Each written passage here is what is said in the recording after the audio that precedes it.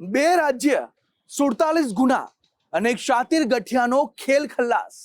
ગુજરાત અને મહારાષ્ટ્રના અનેક શહેરોમાં જઈ આ ગઠિયો વૃદ્ધોને નિશાન બનાવતો। વૃદ્ધો જ્યારે એટીએમમાં પૈસા ઉપાડવા જતા ત્યારે જ તે ગઠિયો વૃદ્ધોને નિશાન બનાવતો અને ઠગી લેતો। આ ગઠિયો કોણ છે, કેટલા વૃદ્ધોને નિશાન બનાવ્યા અને કેવી રીતે તે ઠગાઈ આચરતો તે અમે આપને બતાવીશું ધ ક્રાઇમ સ્ટોરીના આ ખાસ અહેવાલમાં।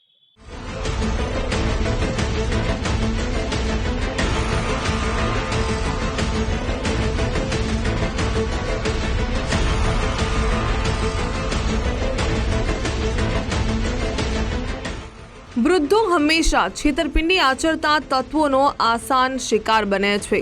સાયબર ગઠિયાઓ સિનિયર સિટીઝનને ડિજિટલ અરેસ્ટ કરી લાખો રૂપિયા પડાવે છે, તો સોના ચાંદીના ઘરેણા ધોવડાવાને બહાને છેતરપિંડી થવી કોઈ નવી વાત નથી। તો એટીએમમાં મદદને બહાને રૂપિયા પડાવી લેવાની પ્રવૃત્તિ હજી ઓછી થઈ નથી। ભરૂચમાં આવી જ બે ફરિયાદ પોલીસને મળી। પૈસા ઉપાડવા એટીએમમાં જતા વરિષ્ઠ નાગરિકોને મદદ કરવાને બહાને એક વ્યક્તિ પહોંચી જતો।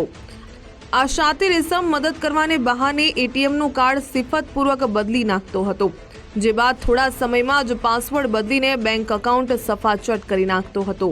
ભરૂચના શક્તિનાથ સર્કલ નજીક ગઠિયાએ વૃદ્ધના બેંક એટીએમનો પિન નંબર બદલ્યો અને શ્રવણ ચોકડી પાસેના એટીએમમાં જઈને 40,000 રૂપિયા ઉપાડી લીધા।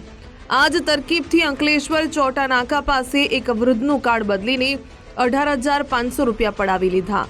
ભરૂચ પોલીસે બંને કેસમાં ફરિયાદના આધારે સીસીટીવી ફૂટેજ ચેક કરીને ગઠિયાની તપાસ હાથ ધરી।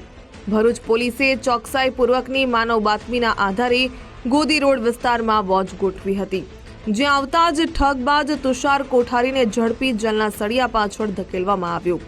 આ ગઠિયો તુષાર કોઠારી મૂળ મધ્ય ગુજરાતના આણંદ શહેરમાં ચરોતર બેંકની પાસે વસવાટ કરે છે। આ ઠગે અત્યાર સુધીમાં ગુજરાત અને મહારાષ્ટ્રમાં મળીને 47 વૃદ્ધોને છેતરીને મોટી રકમ પડાવી લીધી હોવાની શક્યતા છે। કોઈ એક સામાન્ય નાગરિકનો ભોગ ન બને, જે માટે એક પ્રોપર કામગીરી કરવામાં આવે। ત્યારે તાજેતરમાં જ આ પ્રકારના ફાઇનાન્શિયલ ફ્રોડ એટલે કે એટીએમમાં જે સિનિયર સિટીઝનો જ્યારે એટીએમથી પૈસા ઉપાડવા જતા હોય છે, ત્યારે ત્યાંના અજાણ્યા ઈસમો દ્વારા મદદ કરવા માટે આવે છે અને જે અજાણ્યા ઈસમો એ એટીએમ કાર્ડ લઈ અને એટીએમ કાર્ડને બદલી નાખતા હોય છે અને બદલીને ત્યારબાદ તેનો પાસવર્ડ પણ જાણી લેતા હોય છે અને ત્યારબાદ જે છે તે બીજા એટીએમમાં જઈને પૈસા ઉપાડી લેતા હોય છે। આમ સિનિયર સિટીઝન છે તેને પૈસા ખોવાનો વારો આવતો હોય છે। આ પ્રકારની બે ફરિયાદ જે છે તે એક ભરૂચ સિટી એ પોલીસ સ્ટેશનમાં તેમજ એક જે છે અંકલેશ્વર સિટી એ પોલીસ સ્ટેશનમાં એક ફરિયાદ નોંધાઈ હતી, જેને અનુસંધાને આરોપીને પકડવા માટે એક એલસીબી દ્વારા એક ટીમનું ગઠન કરવામાં આવેલું અને જે ટીમ દ્વારા એક લોકલ ઇન્ટેલિજન્સી, હ્યુમન ઇન્ટેલિજન્સી અને ટેકનિકલ ઇન્ટેલિજન્સીના આધારે એક આરોપીની અટકાયત કરવામાં આવે છે। મધ્ય ગુજરાત રેન્જના વડા અને ભરૂચ જિલ્લા એસપીના માર્ગદર્શન હેઠળ સિનિયર સિટીઝન નાગરિકો સાથે થતી છેતરપિંડીના ગુનાઓ ઉકેલવા ક્રાઇમ બ્રાન્ચની ખાસ ટીમને કામે લગાડવામાં આવી છે। આ એટીએમ સ્વેપિંગ કેસમાં ઝડપાયેલ તુષાર કોઠારી અગાઉ 6 મહિના જેલવાસ ભોગવી ચૂક્યો છે। આ શાતીર ગઠિયો તુષાર જેલમાંથી બહાર નીકળ્યાના થોડા દિવસોમાં ફરી શોર્ટકટથી પૈસા કમાવાના રસ્તે લાગી ગયો હતો।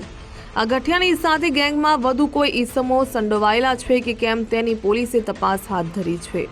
વર્ષમાં એવું ખુલે છે કે તેણે ભૂતકાળની અંદર આવી 47 થી 50 જેટલી ઘટનાને અંજામ આપેલો છે અને જે ઘટના અન્વયે તે ટોટલ 6 મહિના જેટલો જેલવાસ પણ ભોગવી ચૂકેલો છે અને ત્યારબાદ છેલ્લા 20 દિવસથી જેલમાંથી બહાર આવેલો હતો અને ત્યારબાદ ફરીથી તેણે ભરૂચમાં આવી અને આ પ્રકારની બે ઘટનાને અંજામ આપેલો છે। પરંતુ હાલ જે છે તે આરોપી અત્યારે પોલીસની અટકમાં છે। જે આરોપીનું નામ છે તુષાર અનિલભાઈ કોઠારી, કે જેની ઉંમર 36 વર્ષની છે અને જે મૂળ જે છે તે આણંદના રહેવાસી છે, પરંતુ ભૂતકાળમાં તેણે જે છે તે ભરૂચ, વડોદરા, સુરત, ખેડા અને અમદાવાદ જેવી જગ્યાઓમાં આવા જૂના અનેક ઘટનાઓને અંજામ આપેલો છે। ભરૂચ શહેર એ ડિવિઝન પોલીસની પૂછપરછમાં શાતીર આરોપી તુષાર કોઠારીએ કબૂલ્યું કે અંકલેશ્વરના ચોટા નાકા સહિતના સ્થળોએથી ઉપાડેલા રૂપિયા પૈકીના 32,500 એક વકીલને જૂના કેસના સમાધાન પેટે ચૂકવી આપ્યા હતા, જ્યારે બાકીના રૂપિયા ઓનલાઈન જુગારમાં લગાવીને હારી ગયો હતો।